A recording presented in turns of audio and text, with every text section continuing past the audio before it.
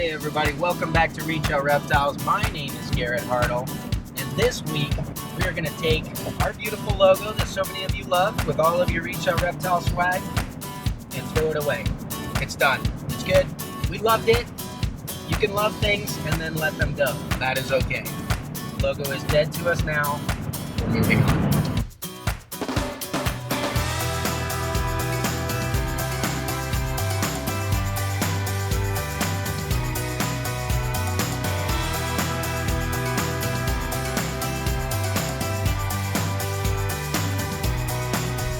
We're on our way down to West Virginia, a place called Stewart Designs, owned by a buddy of mine, Blake Stewart. It's actually a dwarf retic customer. That's how we found him. But the funny thing was, he came over and was picking his snake out and everything, and then he saw the logo that we had, and he's like, oh, you know, how do you like your logo? And I said, I like it a lot. I drew it myself.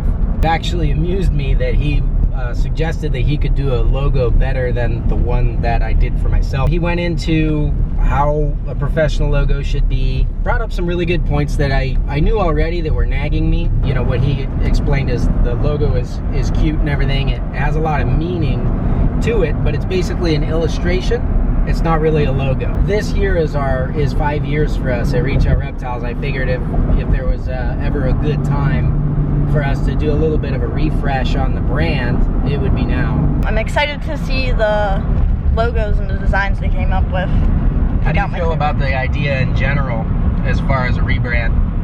I think it's a good idea because the logo is very detailed, and when it gets small it does get very like mixed up. It gets all pushed together kind of, like you can't really see as much of the detail in it. So I think it's a good idea. And I'm excited. It says a lot in the logo, but I think through the branding and our message, we say that stuff anyways. So at this point, we need a logo that's clean, sharp, easy to use, and it's going to look good no matter what. Aiden is covering my rear view mirror. I'm sorry. It's going to look good no matter where we're using it in different formats, big, small. Yeah. There it is, 50.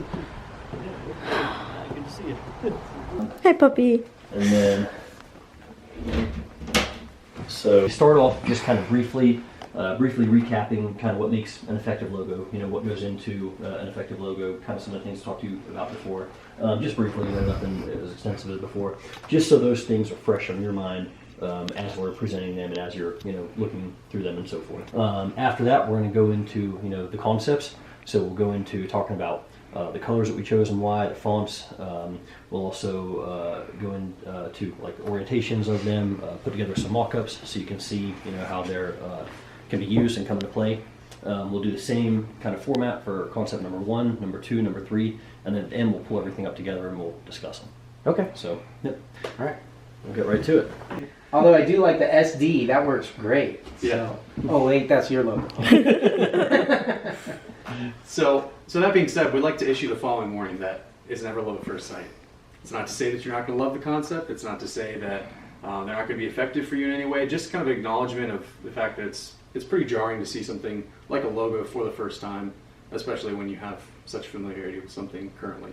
Okay. Anything needs to grow on you. So the first principle behind an effective logo is that it's appropriate.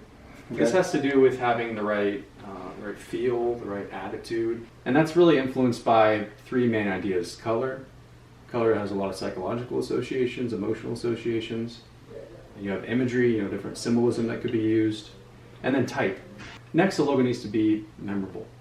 So like I mentioned at the offset, your logo is only as effective as your ability to remember it. And we'd like to also include a little bit of a kind of case study, if you will, on a yellow rectangle. Curious if you recognize this. National Geographic. Absolutely. And that's the response we get from almost everybody that we've shown this, is that even something as simple as this yellow bordered shape, it's incredibly recognizable, incredibly effective. The funny thing is, it reminds me of VHS and magazines, 2 things that are dead. Yeah. You know what I mean? Yeah. I mean, part of it is the magazine cover, Right, of course. yeah, it was the magazine cover and the photo frame. Or the VHS. Yeah. I don't know if you guys ever... I bought all the National Geographics when I was a kid. That's Absolutely. what I grew up on. So that concludes our preface. Now we'll get started talking about each concept. We'll start here first with brand color. Okay.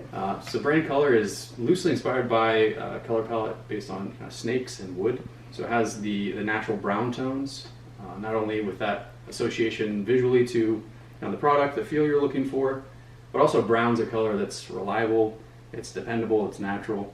So again, kind of dual emphasis there of the literal and the psychological association. Concept number 1 has an industrial feel to it, obviously first and foremost with some of that kind of classic emblem style that you've seen on something like the examples previously.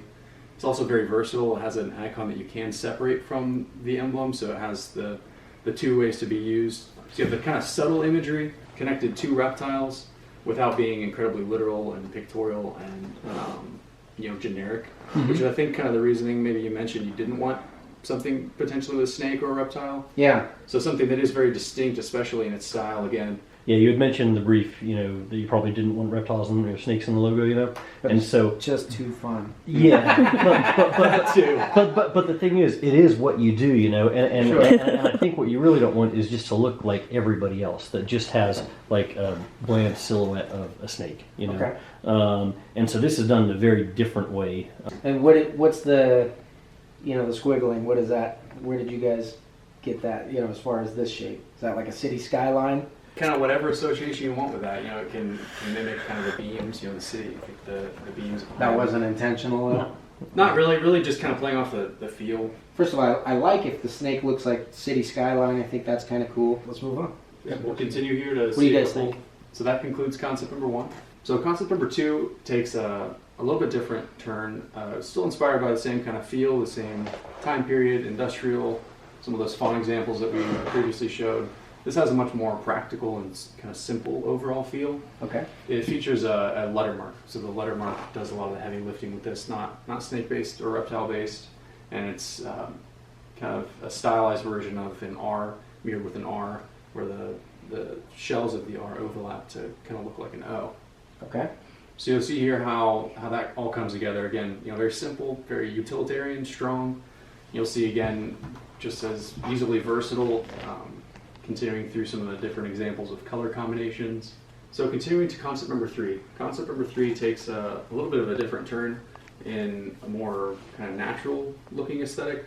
You'll see a little bit of the roundness, kind of more organic shapes to it. Okay. And it's again based off the letters ROR, but this includes creative use of negative space with snakes within the characters as well as within the imagery of the letter O. I like that one. That's the one I like. As well as That's the one I choose.